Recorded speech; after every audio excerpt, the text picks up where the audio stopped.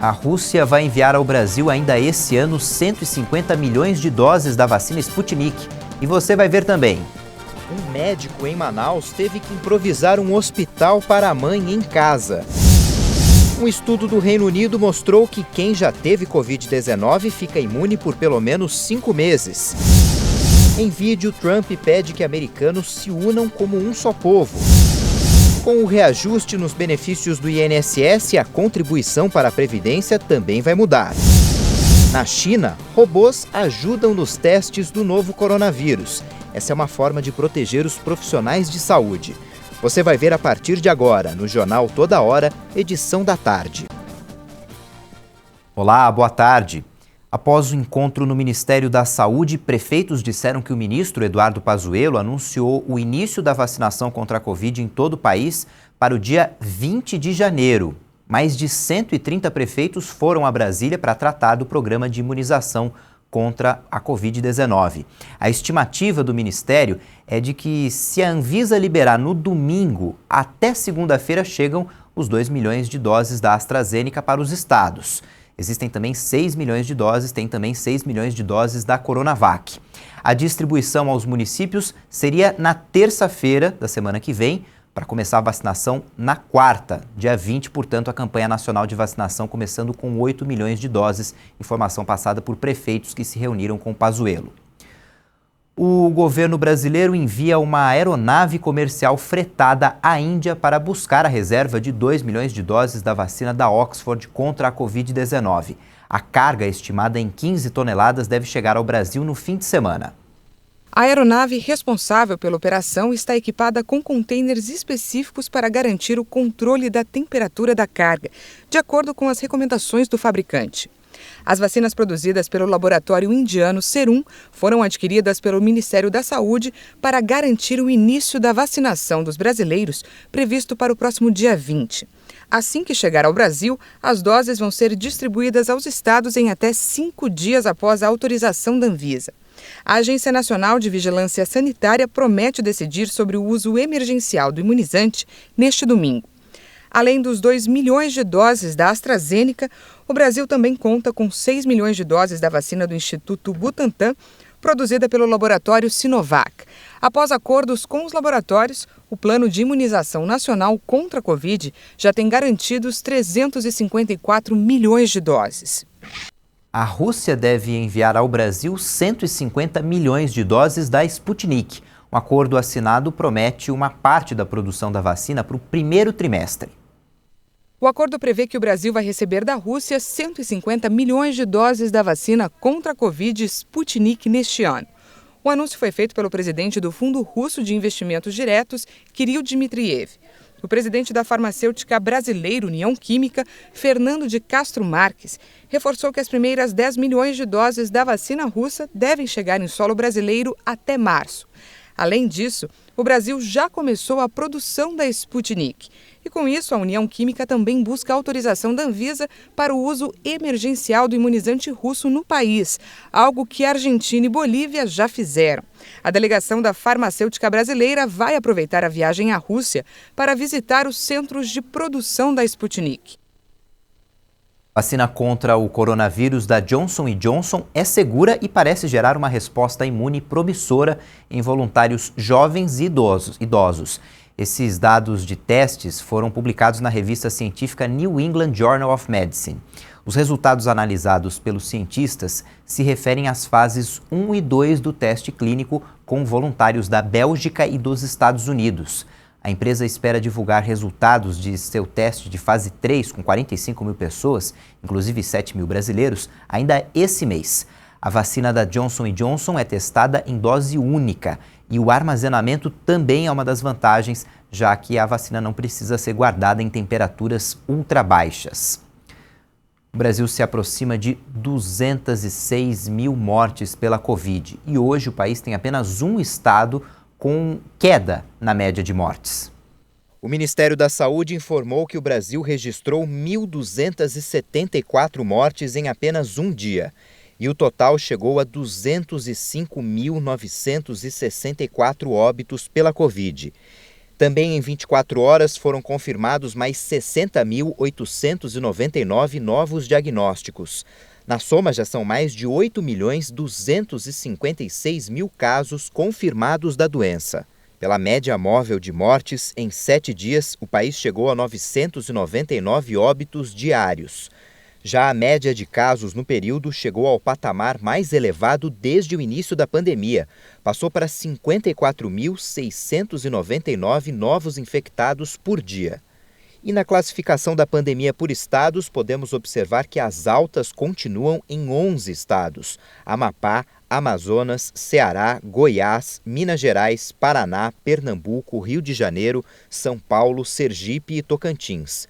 Outras 15 unidades da federação não tiveram muita variação no número de mortes: Acre, Alagoas, Bahia, Distrito Federal, Espírito Santo, Maranhão, Mato Grosso do Sul, Pará, Paraíba, Piauí, Rio Grande do Norte, Rio Grande do Sul, Rondônia e Santa Catarina.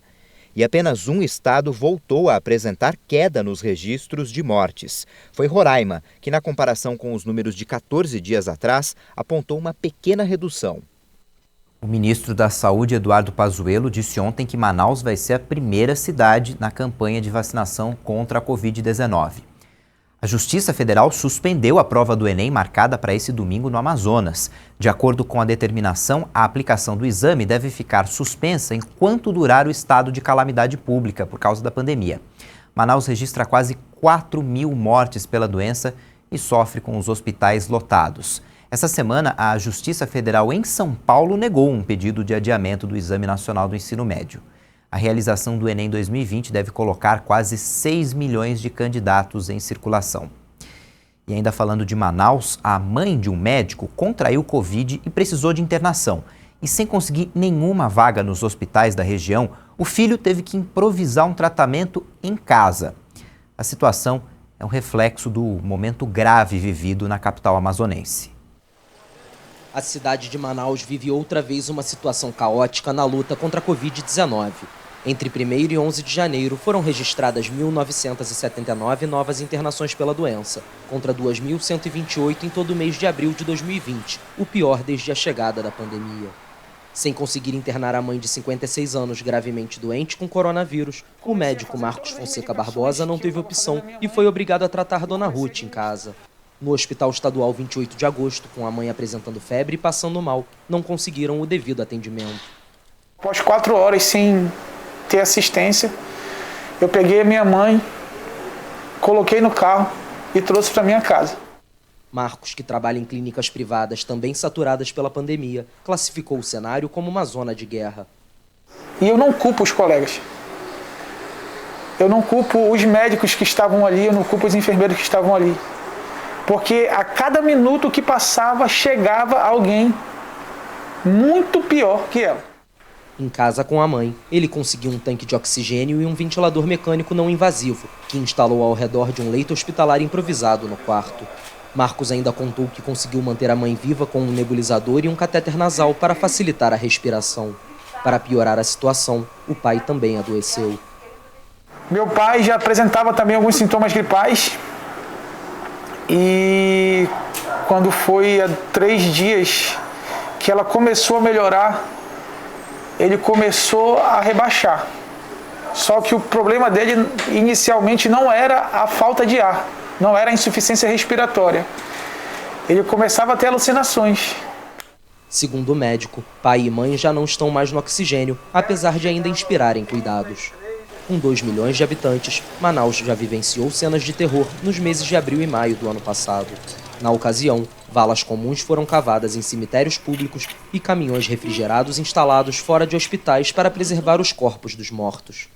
O ano de 2021 começou batendo um triste recorde na capital amazonense, com 379 enterros nos 10 primeiros dias, mais do que os 348 realizados em maio de 2020. O governo do Amazonas publicou uma lei que pune quem divulgar notícias falsas sobre pandemias e epidemias no estado. Quem descumprir a determinação pagará multa de R$1.000 a R$10.000.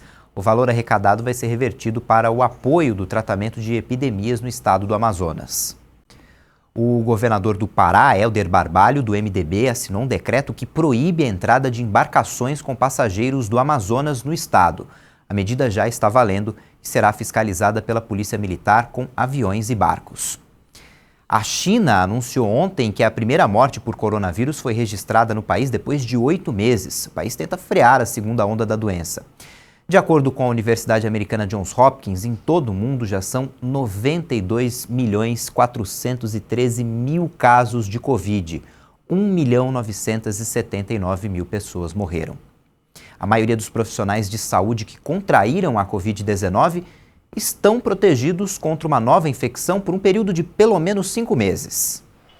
De acordo com os pesquisadores da Agência de Saúde Pública Britânica Public Health England, 44 pessoas teriam sido reinfectadas com um novo coronavírus de 6.614 trabalhadores.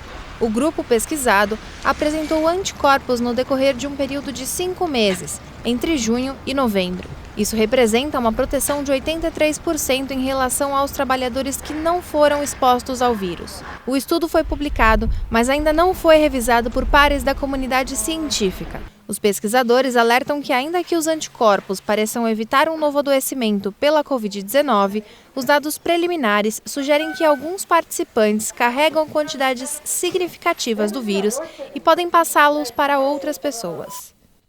A Prefeitura de São Paulo autorizou a volta das aulas presenciais a partir do dia 1º de fevereiro. As escolas públicas e particulares poderão funcionar com 35% da capacidade.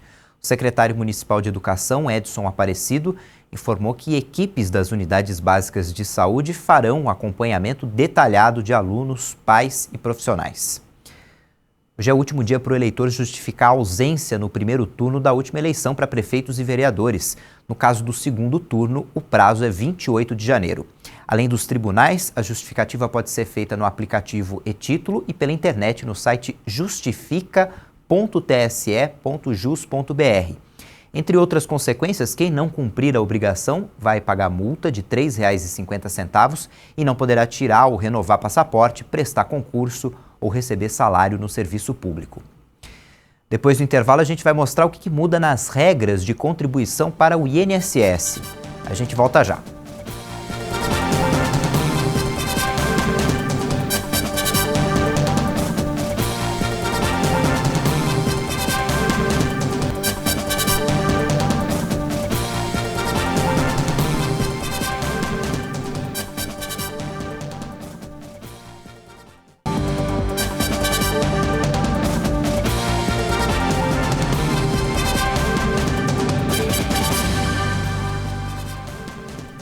Com o fim do auxílio emergencial, cresceu a procura por emprego em Mato Grosso do Sul. Muitos não conseguem a recolocação por não terem qualificação profissional. A procura por emprego durante a manhã foi grande. Fila do lado de fora e trabalho para tentar manter o distanciamento social. Benedito chegou cedo. Estou desempregado já há 1 ano, já não consigo nada. Estou aí tentar uma vaga. Josimar também veio tentar uma vaga. Tá meio parado o serviço aí, de repente acha uma vaga aí. Ambos, assim como boa parte das pessoas que vieram aqui, estavam recebendo o auxílio emergencial do governo. Foram pagas 5 parcelas de R$ 600 e 4 de R$ 300. Em Mato Grosso do Sul, foram beneficiadas quase 860 mil pessoas. Mais de 581 milhões de reais injetados no mercado. Sem o auxílio, ficou mais difícil. Agora tem que correr atrás, acabou, né? Tá ajudando. E agora tem que dar uma... correr atrás, né? O diretor-presidente da FUNSAT comenta sobre esse aumento de procura por emprego. Um deles é o fim do calendário do auxílio emergencial pago pelo governo federal, além do fato do encerramento das vagas temporárias que, final de ano, o mercado oferta. Aí surge uma situação controversa.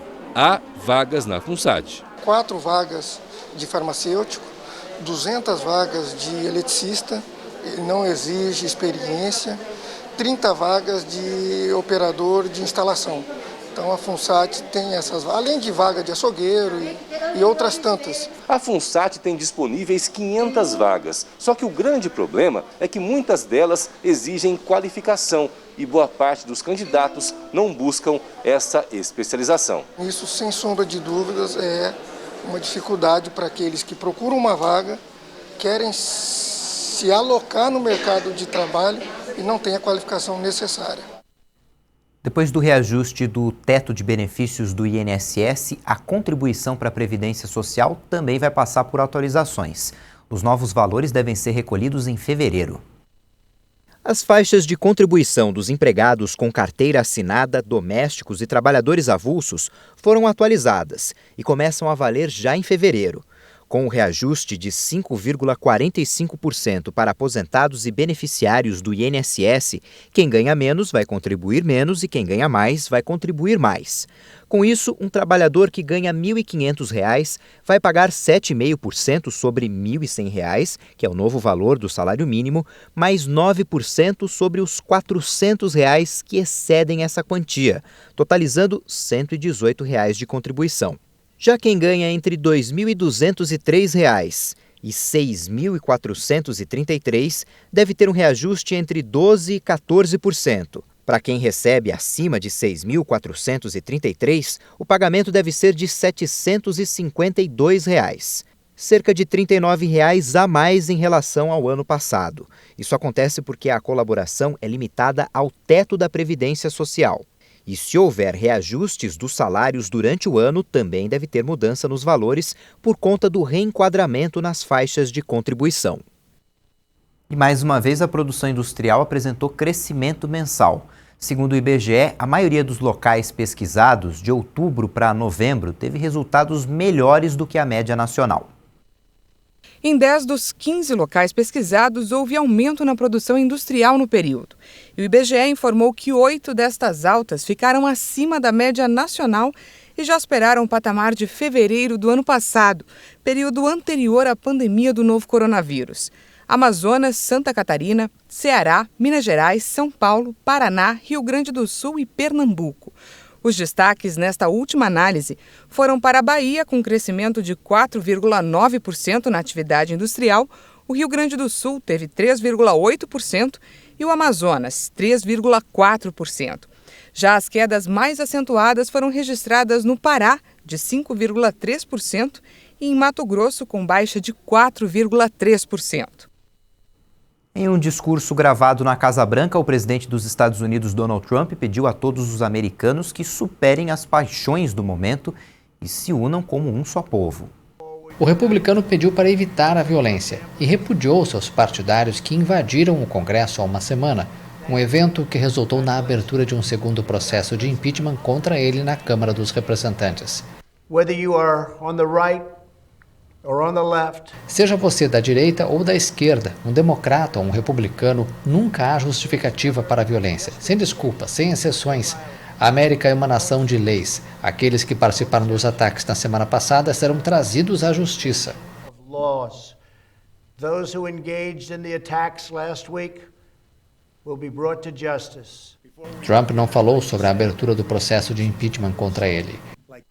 Ontem a Câmara dos Representantes, que é o equivalente à Câmara dos Deputados aqui no Brasil, aprovou o processo de impeachment de Donald Trump.